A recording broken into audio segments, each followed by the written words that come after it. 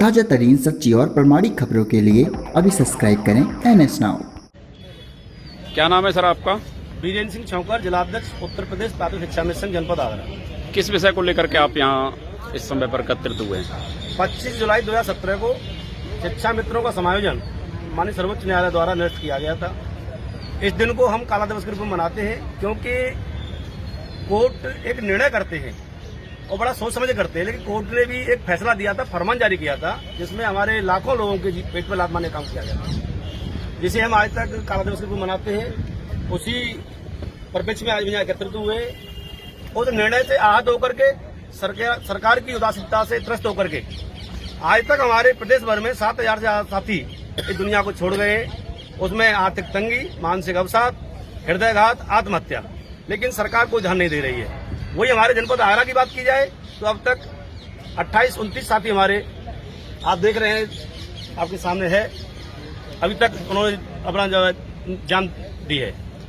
और जिस तरीके से आपकी समस्याओं को लेकर के सरकार से जब बात की जाती है, सरकार हमेशा इस बात को ये ऐसे कहकर टाल देती है कि सब ये माननीय सर्वोच्च न्यायालय का निर्णय है जी। तो आपको क्या लगता है, जब सरकार और तमाम विषयों पर अध्यादेश ले आती है तो आपके विषय पर ये अध्यादेश क्यों नहीं लेकर के आना चाहती, उस निर्णय को पढ़कर क्यों नहीं चाहती? जी, मैं आपकी बात पे आ रहा हूँ।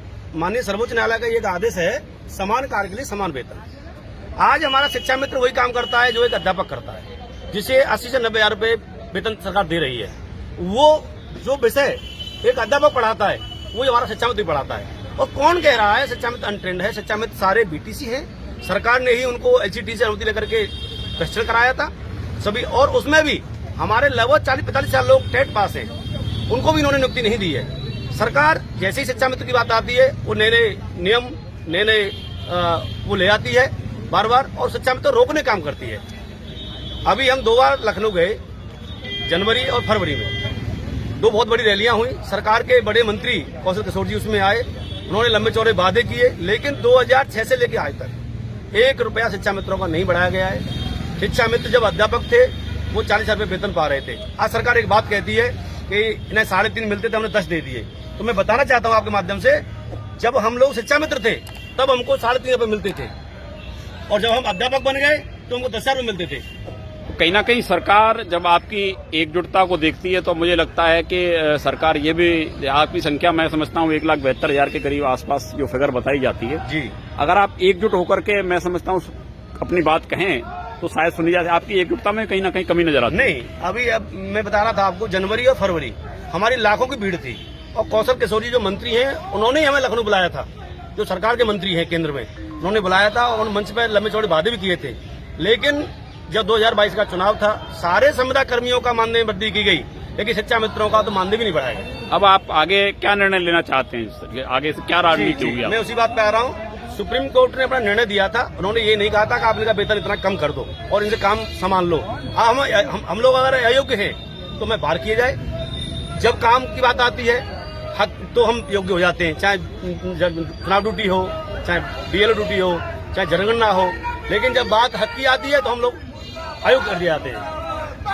आप पर हमेशा विपक्ष की गोद में खेलने का भी आरोप लगता है।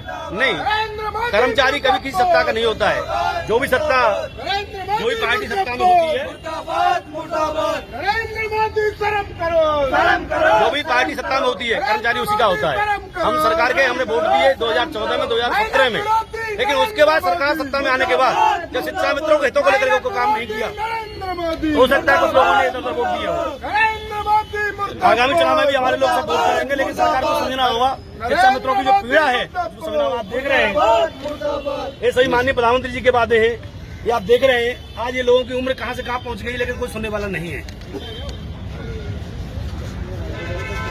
जी, आपका परिचय? मेरा नाम कुशलपाल नादू है। सर्वप्रथम मैं सभी शिक्षा मित्र जो दिवंगत आत्मा हैं सभी को मैं नमन करता हूं। और जैसा कि आप सभी को मालूम है, आप सभी यहाँ पर जो काला दिवस मना रहे हैं, 25 जुलाई 2017 को जो सर्वोच्च न्यायालय का जो निर्णय आपके समायोजन के खिलाफ आया था, उसके लिए आप काला दिवस मना रहे हैं। और निश्चित रूप से आपकी जो मांगें हैं वो बहुत ही जायज़ हैं, और आप अगर ठीक से अपना प्रदर्शन जो कर पा रहे हैं, आगरा के ही लोग हैं, आप देखिए, अगर मैं देख पा रहा हूँ तो सभी के हाथों में वो वादे हैं जो इस सरकार ने अपने आने से पूर्व आप सभी से किए थे। और बहुत ही उम्मीदों के साथ इस सरकार को आपने चुना था, सभी देशवासियों ने चुना था, देशवासियों से चुना था। लेकिन निश्चित रूप से मैं अगर इनकी बेपरवाही की बात करूं तो ये बेपरवाही ही नहीं, ये बेपरवाह के साथ साथ बेपरवाह की सरकार आज मुझे नजर आ रही है। अगर इन लोगों के परिवार होते जो आज सत्ता में बैठे हुए हैं तो वो शायद आपका दर्द कर पाते। मैं समझता हूं आपका जो वेतनमान है, आपका जो मानदेय है, वो एक मजदूर के वेतन से भी कम है।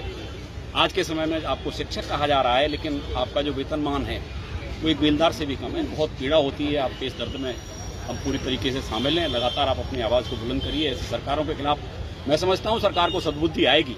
निश्चित रूप से मैं कोई राजनीतिक बात यहाँ नहीं करना चाहूँगा, लेकिन वेदना जिस तरीके से मोदी जी कहते हैं मेरे हृदय में पीड़ा है, ऐसे मैं भी आपकी पीड़ा को समझता हूँ। सबके हृदय में पीड़ा होती है, जब अपना दर्द होता है तो महसूस होता है। उनके परिवार होते तो उनको शायद मालूम होती। ये परवाह लोग हैं, बेपरवाह लोग हैं। मैं उनसे आपके इस चैनल के माध्यम से आपके इस दर्द को उन तक पहुंचाने के लिए मैं उन्हें ईश्वर से प्रार्थना करूंगा कि सद्बुद्धि दे और आपके बारे में वो निश्चित रूप से सोचें।